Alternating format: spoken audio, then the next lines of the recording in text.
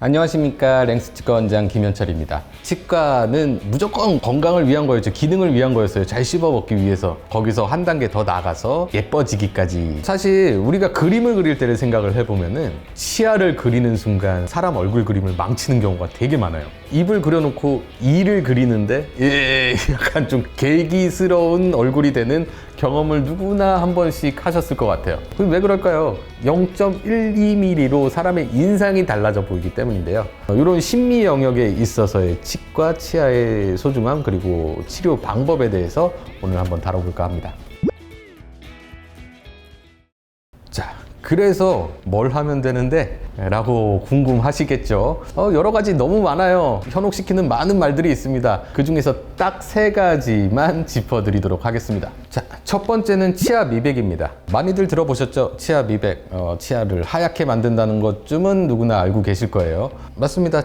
누런 치아를 하얗게 바뀌는 게 미백이고요. 화학 처리를 해서 치아를 밝게 만들어주는 겁니다. 사실 미백 치료는 생각보다 금방 돼요. 우리가 치아에 약품 처리를 해가지고 그 약품이 활성화될 수 있는 빛출조입니다. 그래서 치아를 일종의 탈해를 시키는 거죠. 근데 여기서 조심하셔야 될 거는 내 치아가 왜 누래졌느냐, 그 원인에 따라서 효과가 많이 달라져요. 단순 착색이나 아니면은 뭔가 변색이 되어 있는 이런 부분에 대해서는 효과가 아주 커요. 그렇지만 우리 이는 겉에는 단단한 재질인데 안에는 좀 무른 재질이거든요. 무른 재질이 상아질인데 그게 노래요. 겉에 부분이 약해서 그 노란 부분들이 노출된 분들은 이거 색깔 자체가 조금 바뀌기는 하는데 얘가 좀 많이 민감해. 그래서 미백을 하고 나서 시린 경우들이 좀 있습니다. 미백은 보통 한 2사이클 정도 진행을 하면은 그거는 이제 원하는 색깔에 맞춰서 밝아지는 정도를 결정할 수 있을 것 같아요. 에어플로우 같은 경우는 말 그대로 그냥 바람 쏴서 깨끗하게 표면하는 건데 사실 크게 의미는 없을 것 같아요. 이게 막 스케일링을 대체한다 막 이런 얘기까지도 있는데, 표면에 치석을 뗄 정도면은 그 바람이 잇몸을 상하게 하는 게 더 클 거예요. 약간 이제 표면을 깨끗하게 한다는 의미로 에어플로우가 동반돼야 된다라고 얘기하는데, 치아 표면을 깨끗하지 않게 하고 시작하는 미백은 없습니다. 충분히 깨끗하게 할 것이고, 플러싱은 치실이에요. 사이사이 낀 거 제거한다는 거니까 특별한 의미는 안 두셔도 될 것 같고, 다 깨끗하게 한 다음에 미백을 한다 정도로 생각하시면 될 것 같습니다. 예약하고 미백 시술 받으면 되나요? 그렇죠. 미백은 예약을 하고 가서 보지만 사실은 의사가 먼저 보는 게 좋습니다. 예를 들어서 이 치아를 미백을 하는데 기존에 치료받았던 치아색 나는 재료가 끼어 있어. 그러면은 걔까지 하얘지진 않겠죠. 그럼 이게 오히려 도드라져 보일 수도 있어.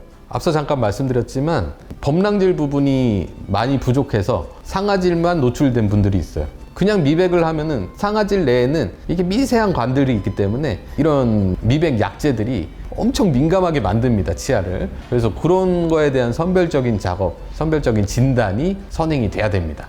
두 번째는 내 치아 사이에 벌어진 틈 아니면 깨진 조각 메우는 방법입니다. 가장 많이 사용되는 방법이 이제는 많이들 아실 거예요. 레진으로 치아색 나는 재료로 떼우거나 복원하는 방법이 제일 많이 사용이 되겠죠. 자, 레진 치료는 가장 많이 시행되는 치과 치료 중에 하나예요. 예전에는 충치가 생기면은 시커먼 색으로 떼었죠. 은색 그 시커먼 아말감. 딱 봐도 티가 많이 나잖아요. 그래서 티가 안 나는 재료가 점점 개발이 된 게 이제 레진입니다. 레진도 예전보다 이제 강도 측면이나 아니면 심미적으로 재현할 수 있는 이런 쉐이드, 치아와의 접착력, 이런 부분들이 많이 발전을 했어요. 치과 재료 중에서 제일 발전이 많은 부분이 레진이 아닌가 하는 생각이 들 정도로 많은 발전이 있었습니다. 그럼 이 레진이 어떤 건가? 그냥 치아색 나는 플라스틱 같은 재료라고 생각하시면 되세요. 내 이에 틈이 생기면은 그 틈을 잘 모양을 만들어서 덧붙일 수도 있고, 깨진 부분을 메울 수도 있고, 아니면 충치가 생겼으면은 갈아내고 붙일 수가 있습니다. 치아와 직접적인 결합을 할 수가 있기 때문에 유지 형태를 만들지 않고도 붙여서 치료를 끝낼 수 있어서 치아의 삭제량이 비교적 적습니다. 그리고 바로 중압기를 사용을 해가지고 붙이기 때문에 붙인 다음에 완전한 중압 반응이 끝나는 한 10시간 정도 이후에는 뭐 특별히 조심하실 부분도 없고요. 그래서 치료 이후에 붙인 다음에 거의 바로 정상적인 생활을 할 수 있는 치료가 레진 치료 방법입니다. 그렇다고 레진이 만병통치약은 아닙니다. 레진이 결합이 되고 치아 부착이 되고 어느 정도 신미성도 띄고 하지만 그래도 붙여놓는 데는 한계가 있어요. 구조적으로 치아를 완전히 단단하게 해야 될 경우에는 레진만으로는 부족한 부분들이 있고 직접 충전을 해야 되기 때문에 치아 인접한 사이를 재현하기에 어금니 쪽에서는 좀 힘든 부분들이 있어요. 이제 쉐이핑이라고 하면은 모양 잡는 거죠. 레진을 하면은 항상 쉐이핑, 이 치아의 자연스러운 모습을 따라서 형태를 잘 다듬어 주는 게 제일 중요하고 이 경계부도 매끈매끈하게 잘 만드는 게 중요할 것 같아요. 레진은 하루 만에 치료가 가능한가요? 네, 하루에 치료가 가능하고요. 근데 이 레진도 조금 더 강화되어 있는 레진이 있어요. 레진으로 모든 게 해결이 되지 않는 이유는 딱 두 가지예요. 강도가 요즘에 나오는 지르코니아 세라믹 같은 그 정도까지 강도가 나오지는 않습니다. 그리고 또 하나, 직접 형태를 만들기 때문에 깊은 부위의 형태가 정교하게 필요한 부분은 재현이 안 될 수도 있어요. 이런 경우에는 인다이렉트 레진, 본을 떠갖고 레진을 정교하게 만들고 이 중압을 확실하게 일으켜서 강도를 조금 더 늘린 레진 치료 방법이 있습니다. 이런 경우에는 이틀, 3일 정도 더 걸릴 수가 있는데 대부분의 그냥 직접 수복하는 레진은 바로 가능하고요. 하고 나서 정상생활 바로 가능합니다. 벌어진 모든 틈에 레진 치료가 가능한가요? 모든 틈, 모든 모양에 있어서 레진이 가능하냐? 그건 아닙니다. 레진만으로 수복할 수 있는 영역에는 좀 한계가 있어요. 그렇지만 이제 저도 제 딸아이 앞니가 탁 깨져가지고 레진으로 이렇게 붙여놨는데 감쪽 같긴 해요. 그렇지만 영역도 꽤 커요. 치아의 반절이 레진이야. 그렇지만 기계적인 강도가 그렇게 우수하진 않아요. 얘도 나중에는 다른 치료가 필요할 것 같아요. 레진은 감쪽같게 할 수는 있지만 그 결합력 강도가 아주 뛰어나지는 않기 때문에 또 시간이 지나면 좀 변색이 또 올 수도 있고 틈 사이도 조금씩 유격이 발생할 수도 있습니다. 자, 세 번째는 레이저 잇몸 성형, 우리 잇몸 성형에 대해서 말씀을 드려볼게요. 우리가 이만 예쁘다고 해서 다 예뻐지는 건 아니겠죠. 이를 감싸고 있는 이 잇몸 라인, 이 잇몸 라인이 치아를 길게 보이기도 하고 짧게 보이기도 하고 또 스마일 라인도 많이 차이가 생깁니다. 그래서 이런 잇몸 성형 쪽도 레이저로 좀 시행을 하고 있습니다. 그렇죠. 성형이죠. 이제 연조직을 다루는 거거든요. 단순히 치아의 형태가 아니라 치아를 감싸고 있는 우리 살의 모양을 바꾸는 거기 때문에 잇몸 성형이라는 표현을 하고요. 레이저로 이제 잇몸의 라인을 좀 조절을 합니다. 근데 여기서 중요한 게 그냥 단순히 잇몸을 잘라낸다고 그 모양대로 잇몸이 유지되는 건 아니에요. 내 잇몸이 이렇게 생긴 데는 다 이유가 있거든요. 뼈에서의 높이나 치아와 치아가 만나는 포인트에서 차지하는 공간, 이 모든 게 반영이 돼서 치아의 잇몸 형태가 나오는 거기 때문에 단순히 잘라낸다고 되는 게 아니고 그 아래 뼈가 어디까지 있는지 그리고 또 그거에 맞춰서 치아의 컨터가 어떻게 형성이 돼야 되는지를 잘 정해줘야 잇몸 성형을 하고도 그 형태가 잘 유지됩니다. 레이저 잇몸 성형 진짜 효과 있나요?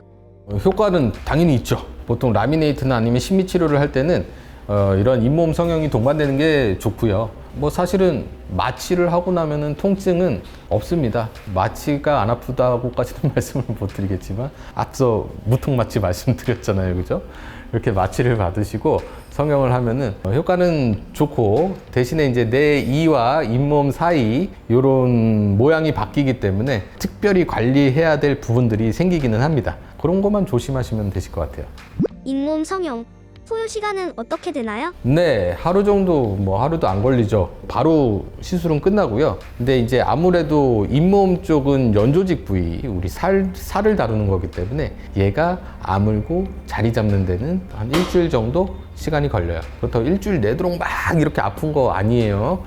잇몸의 치유는 생각보다 빠르긴 합니다. 그래서 하루 정도 약간 욱신하다 하실 수 있고요. 그 다음부터는 괜찮으실 거고, 좀 잇몸 성형 부위가 좀 많다, 크다, 그래서 출혈이 어느 정도 있고 통증이 있을 것 같다, 부을 것 같다 하면은 아마 약을 드시게 될 거예요. 저도 인터넷 쇼핑을 하다 보면은 막 5만 종류의 뭐 치아 미백 약품, 그리고 또 뭐 이에다가 막 끼우는 막 보조 기구 이런 것들을 많이 팔더라고요. 근데 좀 치과의사로서 우려가 됩니다. 우리 몸에서 제일 단단한 이 치아의 표면을 하얗게 만드는 재료가 잇몸에 해를 안 줄 수가 없겠죠. 그래서 잇몸의 보호가 더 중요해지는 거예요. 이게 단순히 미백제가 세다고 좋은 게 아닙니다. 잘 컨트롤해서 관리해야 되기 때문에 치과에서의 진단이 무조건 먼저 필요할 것 같고요. 또 이에 끼우는 기구들, 이런 부분도 잘못하면 이가 틀어질 수 있어요. 잘못된 방향으로 셀프 교정하실 수 있습니다. 그런 것도 좀 각별히 조심하셔야 될 것 같아요. 자, 오늘은 신미치료, 미소에 대해서 좀 다뤄봤는데요. 이 미소로 이행시 한번 가보도록 하겠습니다. 미용 시술, 단순히 비싸고 힘들다고 무서워하시죠? 소중한 내 인상 하루만 투자해 보시죠.